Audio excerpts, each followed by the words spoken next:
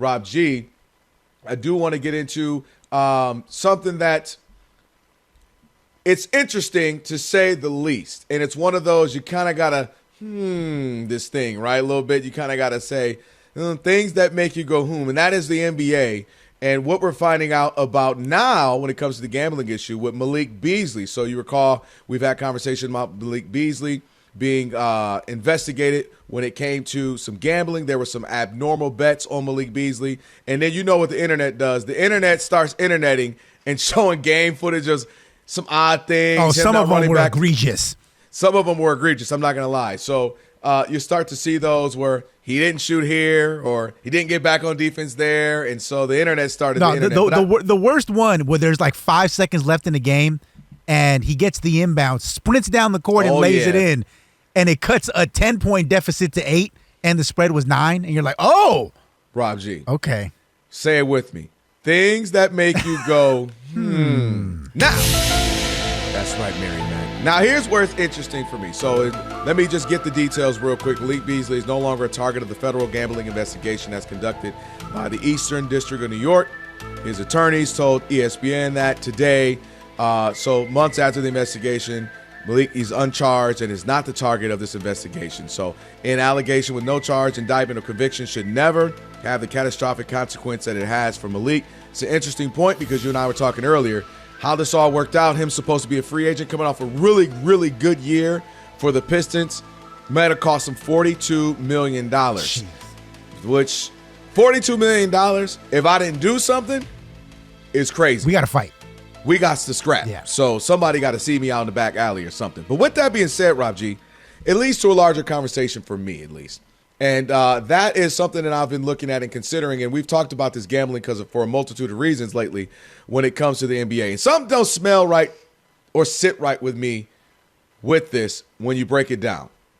I think the NBA, NFL, we're seeing it a lot. Rob G, how many MLB conversations have we had with gambling where pitchers have thrown pitches and they've had some concerns about those pitches, right? And a lot of this comes with prop bets and concerns about, well, this pitch is going to be over 90 miles or it's going to be a ball or a strike. And in the NBA, well, this guy's going to, shoot over 5 threes, and there's concerns about that. Isn't it funny or ironic that on the exact same day that the NBA cleared Terry Rozier of gambling violations, you know what they announced on that same day, Rob G? What's that? That Malik Beasley was under a federal investigation for the same thing. That ain't no coincidence. That is called damage control, right? Because if the Terry Rozier is going on and some new facts about that come out and me, you, and Rob Parker talking about it for another week, 2 weeks, 3 weeks, a month, and you got Malik Beasley going on that we talk about for another 2-3 months and something going on, and you got still the DeJounte Porter hanging out over there.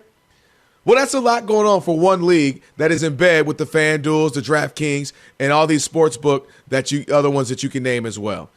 So the NBA has been going through this, if you recall, the Tim Donaghy issue back in 2007, where he fixed games for the mob then. And that scandal nearly destroyed the league's credibility with a lot of people because people were saying, well, what's going on? People were saying, I knew something was fishy in 2002. Game 6, NBA Western Conference Finals, Lakers Kings. So all these things totally are building legitimate, up. by the way. Want... Totally legitimate game. Oh, yeah. I don't care what Tim Donaghy did. We won that game fair and square. Okay, that's what we're saying, Rob G? That's what we're saying. Okay. Well, I got a bridge I want to sell you in Brooklyn, too. But here's the thing. The league got past that. The league moved on. And I think, Rob G, they don't want anything else to make us look back in the rearview mirror, to hop in the DeLorean, go back in time and start looking at that Donaghy scandal and start to look at these things and go, something don't seem right. And now is there concern when you got Beasley in the crosshairs of all this, when you have Terry Rozier in the federal investigation going on, when you had DeJounte Porter last season as well. These things are happening more and more frequently. And when you have even Michael Porter Jr., DeJounte's older brother, talking about how easy it is on a podcast saying, man, you got guys coming from nothing. Oh, yeah. And let's say they're a lower, smaller player, not making a lot of money, two-way player like his brother was, and the homies back home who ain't got nothing. And you can say, man, look, they got it under that I'm going to play, or I'm going to get 5 rebounds. I'm going to get 3 or 4, and my hamstring hurts the rest of this game. Wink, wink. You might want to put $1,000 on your boy. Mm-hmm. My back's tightening up. You might want to put $500 on your boy. It's so easy now with these prop bets, and the prop bets lead for a major concern for the NBA, the NFL, and MLB. And we keep having all these conversation investigations. And I wonder when it's going to come to a head where the NBA and all these other leagues are going to have to go back to DraftKings, FanDuel, and be like, we're going to have to figure something out. Either keep doing what you're doing, but we got to change the prop bets or something. Or they're just going to try to finesse this enough and play magician enough, Rob G, to say, look over here. Wait, look over here. Terry Rozier's canceled. Okay, well, look over here. Malik Beasley's gone. No. What investigation? I don't remember what you're talking about. And hope that we forget. But this can't keep happening 2-3 times in the season because it's going to make people go, well, what the heck is really going on, David Stern or Adam Silver? Yeah, you know what's funny is through all of this situation, Terry Rozier, Malik Beasley now, and the Jonte Porter situation is the only definitive comment that we've gotten from the NBA and the Players Association, for that matter, is we would like to adjust the prop bets with our partners so that if you're on a 10-day contract, you're not eligible for a prop bet. That's the only thing that they've said that, like, hey, we are going to get rid of this. We're going to get rid of that. We're going to institute some kind of governing body. No, nothing like that. It's just the 10-day guys. That's what we got to worry about. And that's what we got to worry about. And that's what's funny about this whole situation is you mentioned the Michael Porter Jr. comments on that podcast. It's not quite as bad as that infamous R. Kelly interview with Toure, right? Toure's how you say his name? Where they ask him, like, so, Rob G, are you attracted to teenage girls? And the obvious answer for R. Kelly in that situation was no, absolutely not. I am not. No, absolutely not. And instead he says, well, when we say teenage, how old are we talking? How old are we talking? Like what are you doing, bro? And so for Michael, Toure's face is amazing. Like, wait, he blinks 3 times. Like, wait, what? Like, I know R. Kelly's publicist quit right there. Like, I'm done. There's nothing for me to do with this guy. I can't do it's this. A wrap. And so for Michael Porter, I'm fighting for my life. Exactly. So for Michael Porter Jr. to go on the podcast and if they're going to talk about Jonte and the whole situation, all he has to say is that was a terrible decision by him. He's learned his lesson. I hope every NBA player from now on will understand what kind of a mistake it was, and he threw away his career over, $5,000, $8,000, whatever it was. Instead, he goes, well, it's real easy if we wanted to manipulate the prop bets. And if I got a buddy and I want to make a couple racks on it, it's not hard for me to make it happen. And it's like, oh, my gosh. That's not the alley-oop we want you to throw, Michael Porter Jr. Throwing up to make people go, that ain't a bad idea, Michael. You know what? The way you made it sound, it does seem easy. The more I think about it. but this is, and again, we're not saying that the NBA is being nefarious, that this is all some big cover-up. Right. But I'm not saying it's not a cover-up, because this is something that's been going on now my entire life, basically. You mentioned you got the gambling now. Before that, it was the Tim Donaghy situation. Even somewhere in the middle between the Donaghy and the gambling, there's an official in the NBA, Scott Foster. You know what his nickname is? The Extender. You don't get a nickname like the Extender unless you got a reputation for finding a way to turning a 4-game series into a 5-game series. I'm just saying.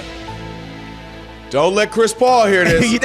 And if we want to go back even further, if you want to go back to the 80s and the NBA draft lottery, I don't know about you, but I've been told, allegedly, that the reason Patrick Ewing ended up with the New York Knicks because the envelope was frozen. Hey, listen, it's hot in the summer. And if I feel a cold envelope, I'm going to know which one is which. It's just the NBA's got this weird history where I don't know if it's on purpose. I'm not going to say it's on purpose because it's all alleged. But they traffic in some very suspicious activity. Well, let's stay in traffic. Let's be all up in the Hove lane, okay? LeBron James from where? Northeast Ohio. Who happens to get the number 1 pick? Cleveland. LeBron goes there, right? LeBron leaves Cleveland. Man, I'm sorry, Cleveland. Can't believe y'all lost the biggest player in the league at the time and all that good stuff. Or at least it's just a shame. It'd be crazy if we just happened to give y'all the number 1 pick again. I'm just saying. Man, we've been here before. New Orleans, I know that Anthony Davis just forced his way out of town. That's a terrible thing. It just happens to be this big. But you know what? It player. worked out that you guys just won the draft lottery to the greatest draft prospect of the last 10 years, Zion Williamson. Just coincidence, quinky dinky. Man, Dallas, you lost Luka. Y'all traded him. Oh man, that's wild. Well, there's another big time college star that everybody loves. It's be crazy if he just became available. And I alley-oop you this number one pick when you had a 2% chance of getting it. I'm just saying, with my tinfoil aluminum hat on, that the NBA does have some suspicious things that coincidentally tend to happen quite often, Rob G. Yeah, now why do you think it is the NBA that this happens to? And not the NFL? I actually have an answer. Okay. I think more than anything, I think you'll feel me on this.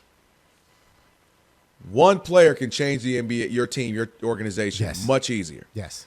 Aside from 5-6 quarterbacks in the NFL, one player doesn't make that much of a difference. For instance, let's say if I took away Justin Jefferson, the Vikings would be sick. But if I gave you another, if you're another receiver stepped up, you can still compete and have a chance to win. Mm-hmm. Now, if I take away Patrick Mahomes, Josh Allen, or Lamar Jackson, we got to know a whole nother conversation. The Cowboys could lose Micah, and if they go on a roll, you never know. Mess around and be, 11-6, sneak in the postseason, but they could be okay. But if I give you 21-year-old LeBron James, Derrick Rose, Kobe Bryant, Shaq, Steph Curry, these young guys that you could have potentially for 7, 8 to 12 years, that can change the trajectory of your franchise forever. Tim Duncan, forever. Patrick Ewing. The Knicks didn't win, but they were always competitive for 10, 15 years. And Orlando, you get Shaq, what do? You go straight to the finals a couple seasons later. Cleveland gets LeBron, what do? Go to the finals way before they were supposed to in 07. Steph Curry changed the entire direction of the franchise. So my point is, the NBA, little things like that can change your franchise for quite a bit of time versus the NFL, where it's much harder.